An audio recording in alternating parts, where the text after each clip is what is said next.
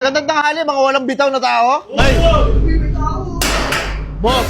Magandang araw, mga walang bitaw.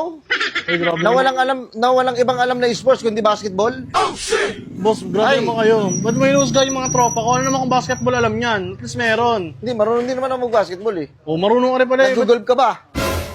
Nakapaglaro ko isang beses eh. Mahal-mahal ang laro na yan eh. Di ba? Yun yung sinasabi ko sa inyo. Mahal talaga yung larong golf.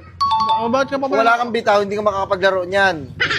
Bakit mo sayayain mo mag-golf? Naku boss, Oo, huwag mo lang, sana. boss. Wala akong pera para Oops. dyan. Mahal yan. Relax.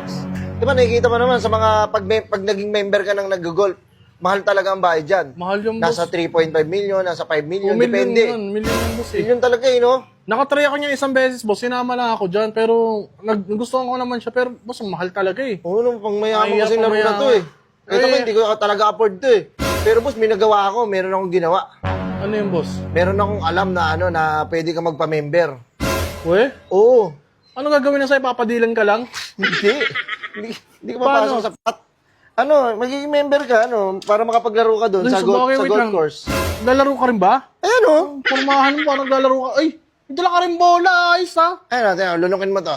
Tangina mo, laki-laki niyan eh. Di ba? Mabubulunan ka dyan, boy. Hindi ko kaya eh. Boss, ano kasi, nag-ano kasi ako, boss, naghahanap ako na pwede kong i-member.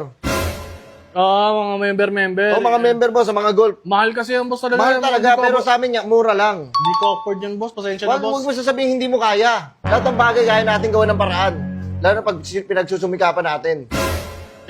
Lagi ka gagawa. Wala ka ba tiwala sa sarili mo? Meron, boss, Pero pero tara, paluin ko bibig mo nito. Hey, huwag naman.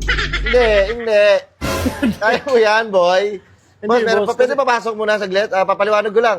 Sige, paliwanag mo, boss. Baka meron sa mga tropa ko eh. Stoy! Wait lang, may nagawa Shut up! Ikaw palagi kang ganyan ha. Kilala mo yan, boss? Hindi. Parang first time mo lang dito ah. Hindi, palagi kasi sinagaan eh. Dito ka nga, papaluin ko yung alulod mo.